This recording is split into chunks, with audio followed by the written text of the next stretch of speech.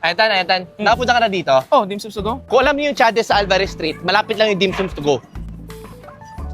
Spare ribs, fried rice, tsaka miso ah. Sobrang daming klase ng dim sum dito.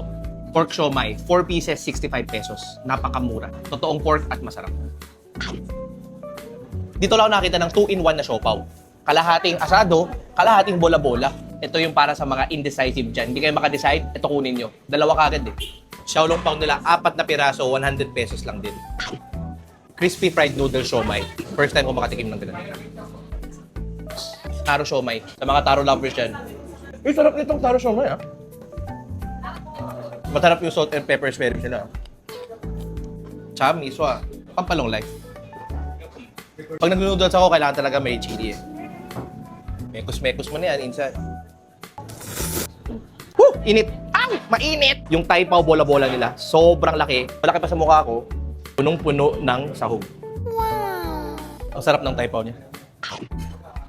Isa lang problema dito, walang aircon.